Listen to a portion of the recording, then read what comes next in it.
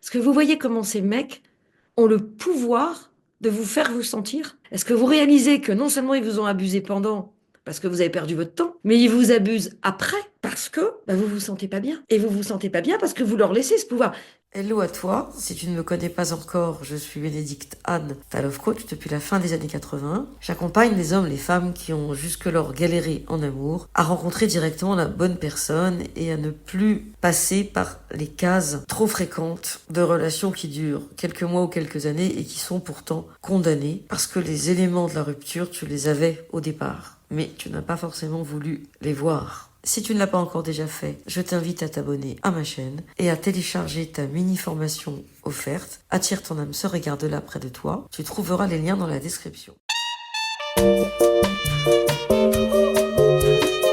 Quand vous arrivez dans la jungle, puisque le postulat c'est qu'on est dans la jungle et qu'il y aura des animaux sauvages, il est très important d'être préparé et de savoir que c'est la jungle. Ne croyez pas que vous êtes au pays des fées et des poneys, avec des licornes. Il y a vraiment des crocodiles et des serpents. Et si vous n'acceptez pas ça, on ne peut pas avancer. Le présupposé, c'est que vous êtes dans la jungle. Donc vous devez vous préparer psychologiquement. Parce que vous allez vivre des situations qui font mal. Qui font mal parce que ce sont des situations d'irrespect total, d'inconvenance. Ce sont des situations où la maltraitance est devenue la norme. Exactement comme dans la rue, la violence est devenue la norme. En gros, ce qui est normal aujourd'hui, c'est d'être dur, c'est d'être mal élevé, c'est de disparaître, c'est de dire ouais finalement ça va pas le faire parce que vous avez juste dit rouge à la place de rose quoi. Vous voyez? Ça c'est normal. Et donc, si vous n'arrivez pas sur le marché de la rencontre amoureuse en ayant ça en arrière-fond, eh ben, mes petites blondines et autres jeunes fées, vous allez désillusionner. Donc, se préparer et surtout se positionner, parce que ce qui va faire la différence, c'est votre comportement. Alors maintenant, j'aimerais qu'on avance un petit peu et vous allez me dire comment vous vous êtes senti quand vous avez vécu ces expériences douloureuses, donc de ghosting, de maltraitance, de gars qui vous dit que finalement il est en couple, de gars qui dit qu'il est revenu avec son ex, parce que ça, me dites pas que ça ne vous arrive jamais. Comment est-ce que vous vous êtes senti les dernières fois que vous êtes allé sur des sites, des applis, ou que vous avez eu un début de relation? Je me suis sentie très nulle, dit Valérie.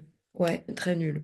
Ok, très bien Valérie. Quoi d'autre? Trahi. Ouais, Alexandra, trahi, absolument. Quoi d'autre? Sans valeur, pas à la hauteur. Ouais, insuffisante. Forte et détachée, et depuis que je suis dans le Love Circle. Mais avant, moins que rien. Absolument en colère, humiliée, rejetée, pas assez, dupée. Bravo Aurélie. Alors, c'est pas toujours de votre faute, hein. Vous voyez comment ces mecs, avec leur comportement, mais de petites frappes de banlieue, des années 30, avec des petites moustaches, c'est une image, c'est pour vous faire sourire. Est-ce que vous voyez comment ces mecs ont le pouvoir de vous faire vous sentir? Est-ce que vous réalisez que non seulement ils vous ont abusé pendant, parce que vous avez perdu votre temps, mais ils vous abusent après, parce que vous vous sentez pas bien. Et vous vous sentez pas bien parce que vous leur laissez ce pouvoir. Je dis pas qu'il faut pas leur laisser le pouvoir. Premier réflexe, je me sens pas bien. Et ça, c'est pour ça qu'on est là. Mais quand même, quand il y en a eu deux, trois comme ça, et vous avez espéré, puis d'un coup, ça rétrograde, ça rétrograde, ça rétrograde. Donc du coup, qu'est-ce qui se passe? Vous vous retrouvez au point zéro, puis vous recommencez. Puis peut-être que ça va être différent. Peut-être que cette fois-ci, et paf, ça recommence. Donc, au bout de trois, quatre rencontres comme ça, vous vous sentez une merde. Et en plus, pour vous relever, c'est plus compliqué. Et plus on cumule les expériences foireuses et les opportunités d'expériences foireuses, il y en a un paquet, plus on se sent abîmé. La bonne nouvelle, c'est que ce ressenti de perte d'énergie, d'être dupé, d'être rejeté, etc., c'est pas quelque chose qui est lié à ces hommes. Ces hommes ne font que réactualiser quelque chose qui se passe ici, mais qui est bien plus profond. Et Fénicia dit, il faut vivre de bons moments sans s'emballer et donner à mesure que l'homme nous donne. Être un miroir. Tout à fait, Fénicia. Le gros problème, c'est que la plupart des femmes qui sont dans ce webinaire, ou même que j'accompagne en général, sont d'une naïveté sans égale. Et quand je dis il faut y aller sans affect, oui, c'est joli sur le papier. C'est très joli sur le papier. Mais techniquement, quand on est quelqu'un de pas préparé, quand on est psychologiquement fragile parce qu'on sort d'une rupture ou parce qu'on a perdu un parent ou parce qu'on a des problèmes au boulot, c'est plus compliqué. C'est plus compliqué de prendre de la distance émotionnelle. Voilà. Alors Maria dit, je me dis, c'est pas pour moi. Voilà, naïve ou romantique et fleur bleue, tout à fait. Je dis pas qu'il faut perdre votre fraîcheur. Je dis juste que quand vous allez à la rencontre de l'autre, c'est une préparation commando. Et c'est pour ça que j'ai mis l'autre avec son gourdin, il est vraiment en mode commando. Y aller sans affect, quel intérêt? Alors, Sophie, c'est toujours intéressant de voir qui dit quoi. Sophie, y aller sans affect, c'est j'y vais, je sais que je suis en train de me faire un film, Mais les films que je me suis fait récemment ne m'ont pas été bénéfiques. Donc cette fois-ci, même si j'ai envie de me faire un film, je ferai tout comme elle a dit la coach et je ferai étape par étape. Il y a Mathilde qui corrige et qui dit sans attente. Mais préparez-vous à une belle surprise, c'est-à-dire qu'on peut aller à une date sans aucune attente parce que justement, on en a d'autres à voir, que c'est pas celui qui vous excite le plus et vous y allez quand même parce qu'il a un peu insisté et qu'honnêtement, il n'était pas trop mal, mais bon, c'était normal, on va dire. Et là, il se passe un truc. Et celui qui vous excite le plus dans votre harem, dans ceux que vous devez voir, est très souvent celui qui va être le plus décevant. C'est pas systématique, sinon il suffirait de dire ah il m'excite, ça va être un naze, on passe à autre chose. Ah celui-là je l'ai pas calculé, ça va être l'homme de ma vie. Non, c'est pas aussi simple.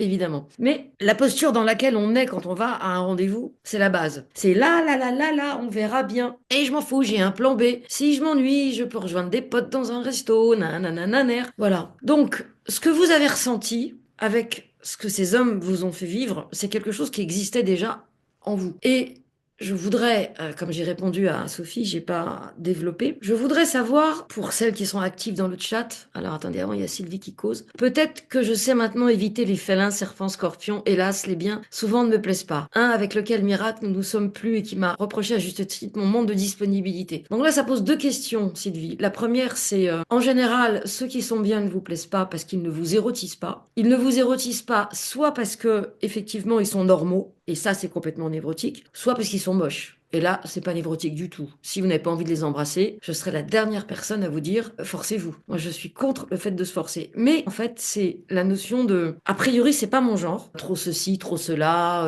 un peu trop gras ou un peu trop sec, un peu trop petit, un peu trop grand, un peu trop blond, un peu trop moustachu, peu importe. C'est pas forcément le genre qui me fait fantasmer et pourtant, je dois dire que quand je suis avec cet homme-là, ce qui compte, c'est comment il me fait me sentir. Alors que quand je suis avec les autres crevures, c'est aussi comment ils me font me sentir. Vous voyez la nuance? Et je ne suis pas en train de vous dire qu'il faut aller avec tous les mecs qui vous veulent. S'ils ne vous érotisent pas, ils ne vous érotisent pas. Mais attention, il faut faire la part des choses entre celui qui ne vous érotise pas parce qu'il est vilain et que lui rouler une pelle, ce serait avec un flingue sur la tempe, ou il ne vous érotise pas parce qu'il est normal. Ok, donc je repose ma question. Est-ce que vous avez déjà éprouvé ce ressenti, humilié, trahi, vous sentir une merde par le passé? Parce que bien sûr, tout ça c'est lié, vous en doutez. Et à quelle occasion? Alors quand est-ce que, autrefois, par le passé, vous vous êtes déjà senti humilié, trahi, ne comptant pour pas grand-chose, pas assez, etc. Avec les parents et la fratrie. Bingo, Ségolène. Ça pourrait être que les parents, ça pourrait être que la fratrie, ben là c'est les deux. Vous voyez, ça laisse un champ d'action pour les autres. Avec les parents, avec la fratrie. Quoi d'autre? Quelle situation? Quelles occasions? Donc les occasions, je vais vous aider un peu. L'humiliation, c'est la comparaison. Le boulot.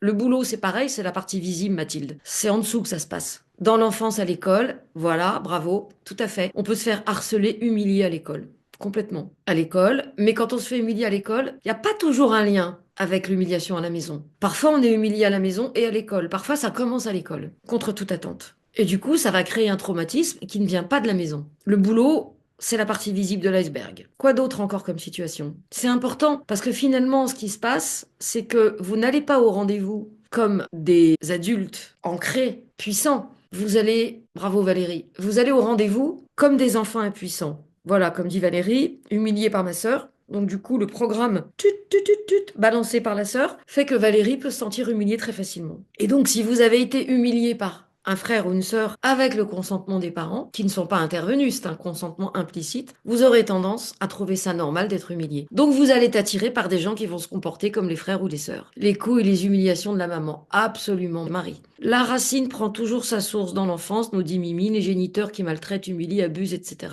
Et le reste des relations à venir ne sont que les répétitions de schémas. Oui, mais parfois, ça peut être un frère ou une sœur qui fait quelque chose et le parent qui laisse faire. Ah, mais tu connais ta sœur? Oui, mais il m'a frappé, il m'a mordu jusqu'au sang. Ah, mais tu connais ton frère? Et en fait, les parents, quelque part, laisse faire l'enfant. Voilà, la fratrie qui prend le relais. Et quand la fratrie sent qu'elle est autorisée à humilier le petit, que le grand jalouse parce qu'il a perdu son statut d'enfant chouchou, ça devient une humiliation par ricochet et ça devient une double humiliation, c'est-à-dire directement celle du frère aîné ou plus petit, il n'y a pas de règle, à votre égard, avec le consentement des parents, donc on a une double humiliation. Donc vous voyez bien que tout ce que vous vivez avec les hommes qui vous érotisent, puisque les autres, les normaux, vous ne les calculez pas, ce ne sont que des réminiscences de situations d'autrefois. Et la bonne nouvelle, quand même, dans tout ça, c'est que finalement, ça fait de vous quelqu'un qui a son libre arbitre. Même si c'est un discours très controversé aujourd'hui, je pense que quand on rencontre l'autre qu'on a des attentes à partir de l'impuissance de l'enfant qu'on était, soit humilié par un frère, soit humilié par les parents, soit harcelé à l'école, forcément, on émane de l'impuissance. On n'émane pas de la puissance. Ok. Donc, à partir du moment où on émane de l'impuissance, le mec en face, il va en profiter. La fille aussi, hein, ça marche dans les deux sens. Après, ce qui va faire la différence, c'est que pour moi, il y a un homme sur deux qui est rééducable. Par exemple, il va essayer de vous mettre dans le tunnel de vente du sexe. Vous allez, à travers différentes stratégies, ne pas y rentrer. Et il y en a un sur deux qui va se dire, ah, oups, j'ai testé, ça n'a pas marché, j'essaie autre chose. Et si en vous voyant cet homme est touché par vous, il peut complètement basculer. Rappelez-vous que le pire des salopards, il a été amoureux fou d'une Cruella. Donc cet homme-là peut démarrer en mode salopard et évoluer en mode prince. Et c'est vous qui allez faire la différence. Soit parce que vous n'allez pas le laisser faire et vous allez l'amener à un autre niveau de conscience et de relation, soit parce que vous allez découvrir qu'il est juste capable de vous humilier, de vous abuser, et ce sera sans vous. Alors si tu as envie d'en savoir plus et d'aller plus loin, tu peux rejoindre le Love Circle. Tu peux aussi acheter mon livre « C'est décidé, j'arrête d'être célib ». Tous les liens sont dans la description.